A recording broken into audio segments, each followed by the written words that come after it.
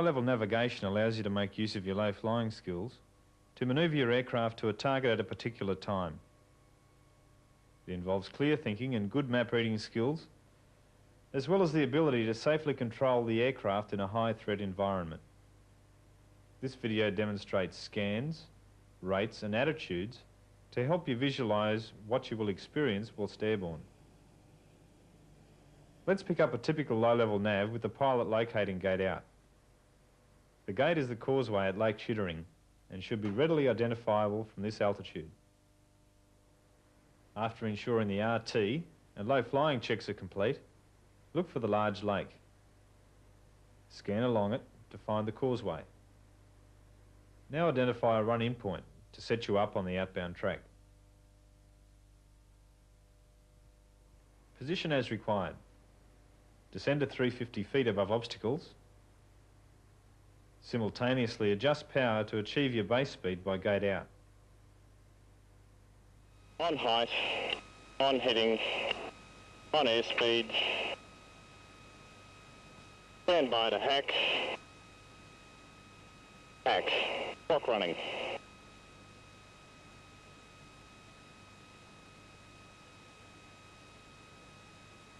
DEF check. HSI heading 130. RMI 130 and standby reading 135. Engine, power to maintain 204 knots, my base speed. And 1, 2, 3, 4, 5, 6, all in the green. Fuel, 840 pounds, agrees with the quantity gauge, and balanced. And is sufficient for the nav. The secret to successful low-level navigation is holding an accurate height, heading and airspeed, all of which result from good lookout and rapid visual scanning. Lookout for hazards, features and terrain avoidance involves scanning from one wingtip to the other. Height maintenance is accomplished by comparison of features of a known height with the aircraft's altitude. The horizon is used for attitude control and for perspective viewing of rates of climb and descent. Track is maintained by accurate heading control. This is simplified by visually maintaining the wings parallel with the horizon.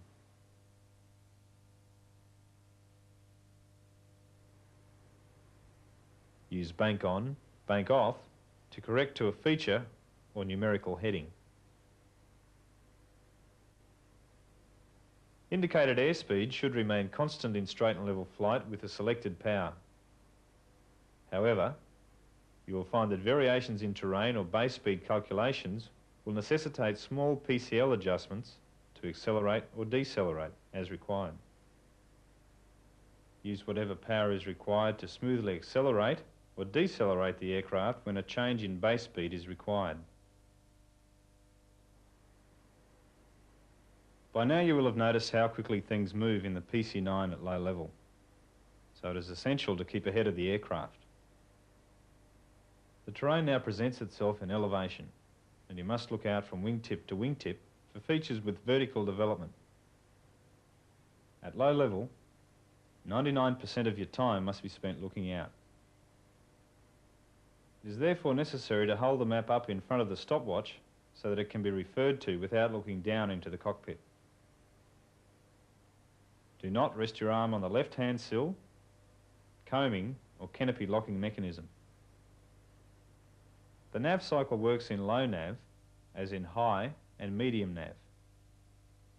Every 5 to 10 minutes you should get a positive pinpoint. Don't track crawl between pinpoints. Fly the required heading and airspeed.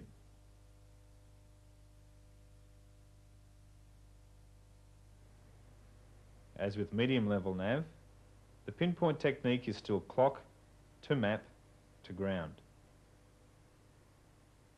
First, we use the clock to determine where you are on the map. Then identify what the elapsed time at your next pinpoint will be. Take 2 minutes from this time to give the elapsed time at which you should start trying to identify the pinpoint feature. Now take a few seconds to familiarise yourself with what you should be seeing at the planned pinpoint. Remember to work from big to small. Now attempt to identify the large features outside.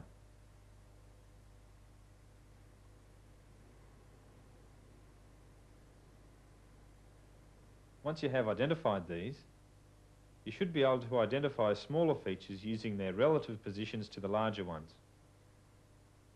Thus, working from big to small, you should be able to locate your pinpoint feature. This procedure is now shown in real time.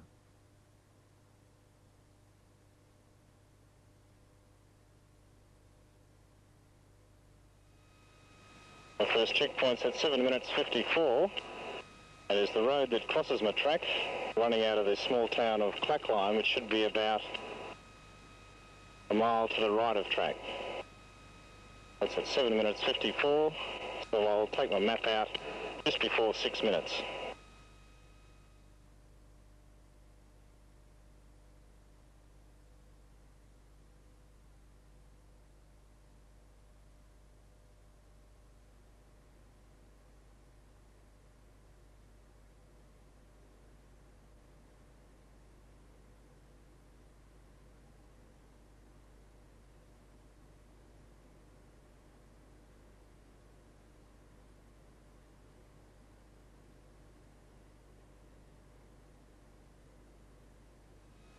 Going up to 6 minutes now, take the map out.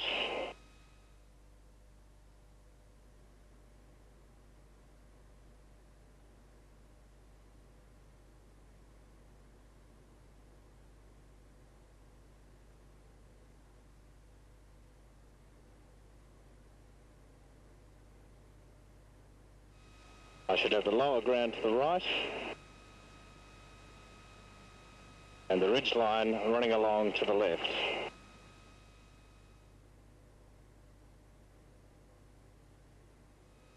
The point that I'm looking for is crossing over the road coming out of Clackline, and I can see on the map that that road runs along the top of the higher ground that's to my left. So now I'll just wait till I pick up that road, and that will be my pinpoint.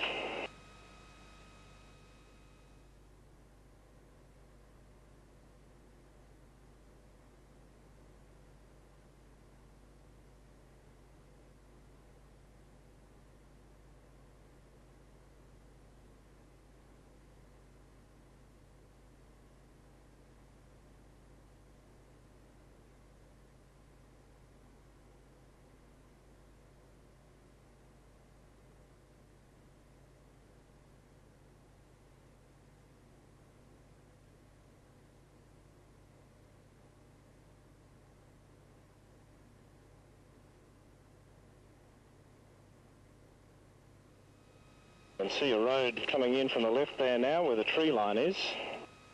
That road should come across my track. When I cross it, that'll be the pinpoint.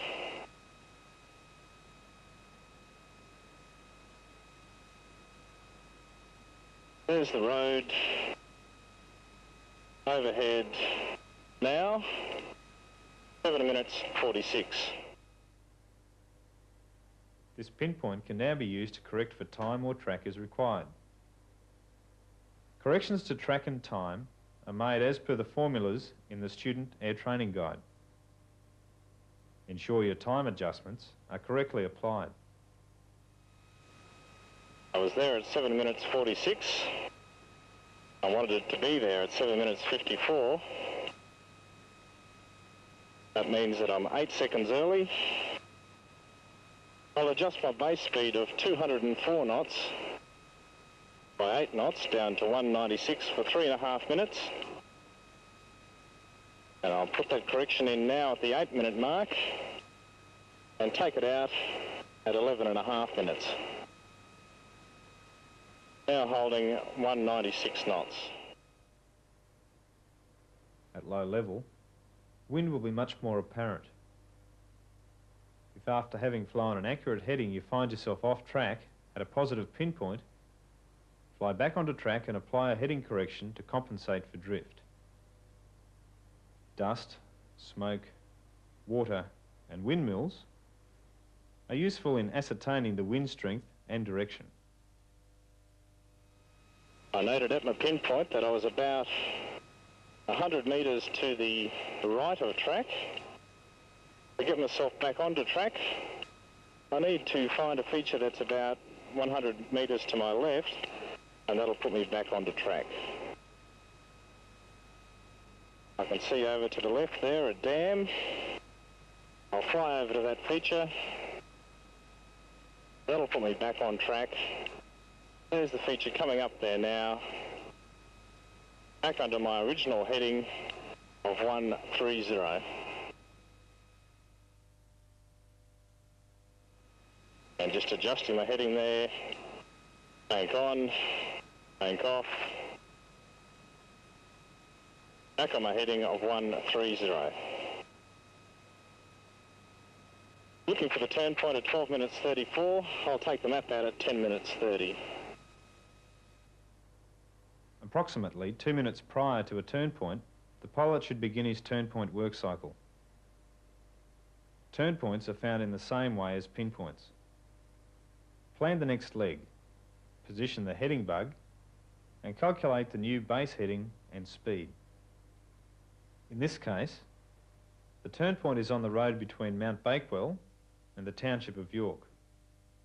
Once the turn point is positively identified, fly toward it.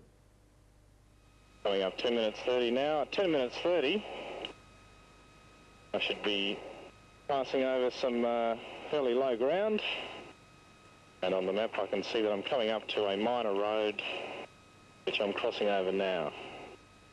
The turn point is just to the south of a large hill. I should be able to see that on the nose. And I can see a large hill with an antenna on top of it. I'll take that to be Mount Bakewell, seeing it's the largest feature around. Town of York to the right, you can see that coming into view now. The turn point is the road running to the north out of York, just to a small creek line. Turn point's positively identified. Setting up my next track of 060, next heading of 060, and my new base speed will be 200 knots to take into account the slight tailwind that I've experienced along this leg. There's 11.5 minutes, taking out my speed correction back to my new base speed of 200 knots. Here's the town, looking for the road running to the north out of the town. The outskirts of the town here, there's the road and the creek overhead. Now, 40 degrees angle of bank, 200 knots, new heading, roll out on 060. Once established on the new heading, the pilot runs through a CEF check, noting the fuel trend, and then commences any timing corrections.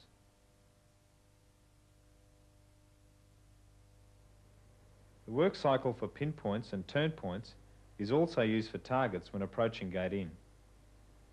Once the target is identified, fly toward it. The pilot hacks his stopwatch when passing above the gate. There should be a kink about 40 seconds before the target, where the railway line and the road kinks away to the left, and I can see the kink out there. Now where the road comes back around across my track, that's where the target is. I can see the road kinking back now. I can see what looks like it's an airfield to my left, 1130. It has to be my target. It's straight for it.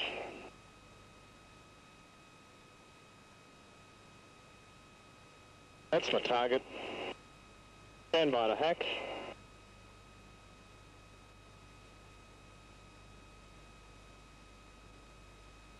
Hack.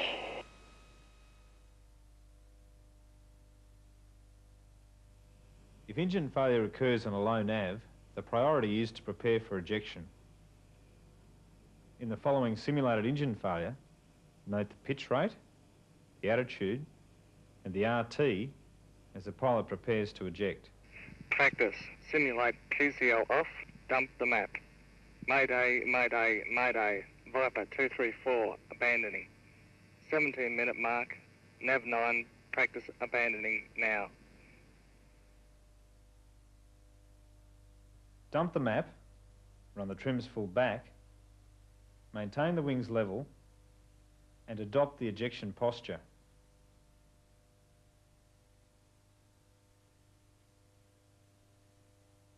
The success of a low-level navigation exercise depends on a variety of factors. Ensure you accurately prepare your flight plan and map. Thoroughly study the route prior to flight, memorising details of the gates, en route features and turning points.